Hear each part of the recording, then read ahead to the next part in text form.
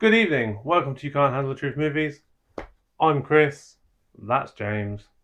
And we're going to review War Machine.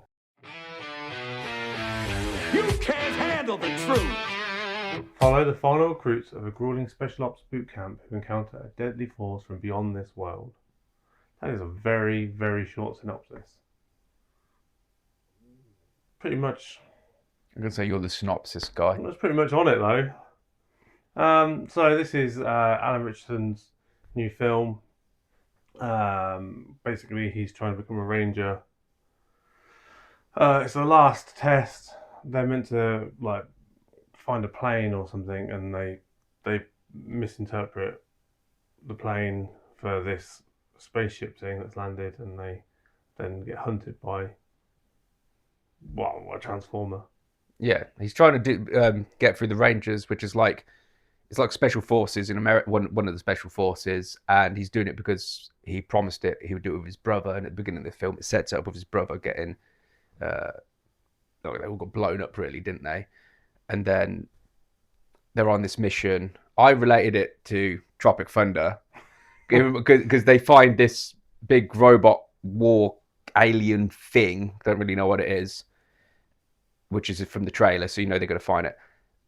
But they're like, is this the thing we're meant to be finding, or is it not the thing we're meant to be finding? And as soon as he goes off to scout and he finds the jet, he's like, oh yeah, that's not we've got into some trouble here. So yeah, the whole blank. The bit when the guy when they're at the cliff and he picks his gun back up, and he smacks it out of his hands, like, you don't need it. Yeah, it's useless. That's what I say. It reminded me a bit of Tropic Thunder. I really, really liked, the first thing I liked about this film was the pacing, because as soon as it started, I'm not really a big war soldier fan, but some of them I like, some are better than others. Yeah. But this one, it had his scene with his brother, which was, I think it was Jay Courtney was his brother. But then it got on with it. You were saying when we was having a pre-chat about the story being simple, but I really liked that for this style of just a pure action film, because there was no acting pieces, there was no twists or turns. It was just action. There were some acting pieces. I was just pretending there was. They just weren't quite there. They were the weak point. The action points are great. You can't go in and go, well, that's not realistic, because they're being chased by a transformer through a massive forest and up cliffs and waterfalls and stuff. Yeah. Of course, it's not realistic.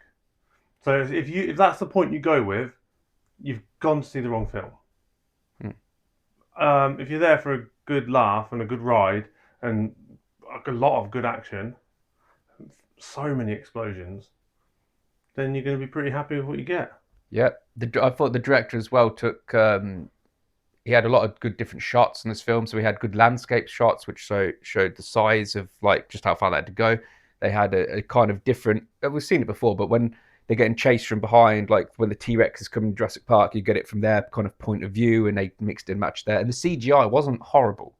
It wasn't particularly good. It wasn't horrible. It wasn't as bad as some of the other stuff we've seen. It was perfectly watchable, and it didn't detract me from the film. So I really liked that. His performance was good enough. I don't think it's his forte, but I think he has done other things where his acting has been better. Yeah. I'm not saying it's bad in this film. He didn't hit some of the, because there's action, there's comedy, there's all that kind of stuff in it, but he didn't hit some of the more emotional cues, I'd have said.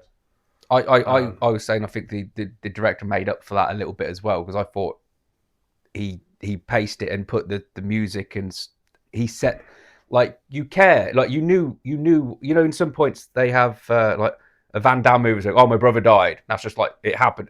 I really thought that you felt for the guy. It's just that his portrayal of it wasn't good, but the film set it up good. I don't know if that makes any sense, but all the physical stuff he was doing was great, brilliant.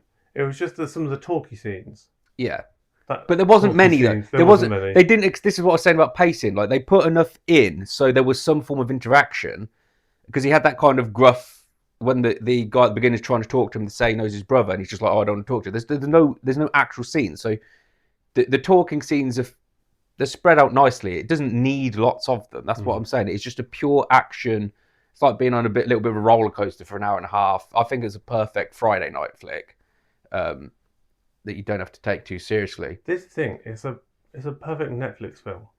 Yeah, Like you're not. It's not go spend 50 quid to two of you to go to the cinema and watch it. It's you've paid £7 probably a month, and you watching crap on Netflix anyway, and you turn over to this film, you're like, oh, this is actually pretty decent. you sent me over the trailer to this when I was watching it, and I was like, oh, I'm kind of looking forward to that because I didn't know anything about this film. And for me, as it came out as a surprise, and I knew it was going to be a Netflix film, it surpassed my expectation. I don't mean it was the best movie, but it was just I just really enjoyed it for what it was, and I wasn't expecting it to be an epic war movie or Alien Independence Day kind of thing. I just wanted an hour and a half movie, plenty of action, and it just delivered action after action after action, and it paced it. I'm not going to say it paced it again because that means it's dragging out. I hate when movies just drag on for no reason. He paced it well. Whoever directed this film, you've got good pace. Yeah, I've been saying that more since I've been doing a lot of running. You got to keep the pace right. Yeah. Right. Okay. But so, what's just the last things that we like? Are we going to mention about the Rangers all being scared? Well, all being an absolute bunch of pussies in this film. So they were.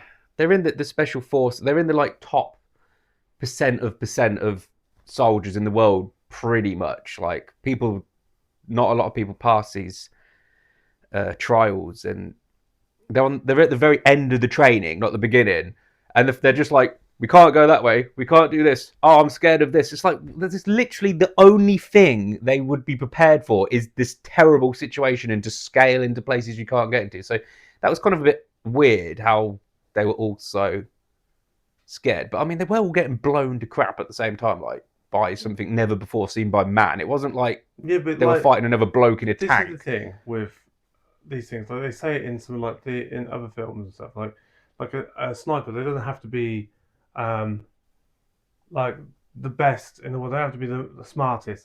They train, they're drilled and drilled and drilled and drilled, and they know exactly what to do.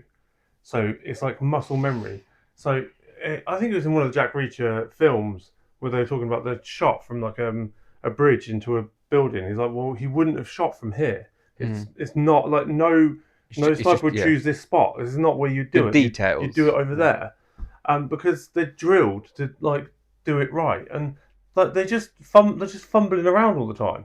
Yeah, no, but like, the one thing you're drilled to do, without being rude, was go to war. And then when they're under attack, they're like, well, it's not a person, so I'm terrified and it's all gone wrong. No, you are the defense. Like, you should be... Ugh. Okay, right, let's rate it. That's a good thing. Yeah, I'm going to jump straight in. Out of 10, I'll give it a 6.8. This surpassed my expectation.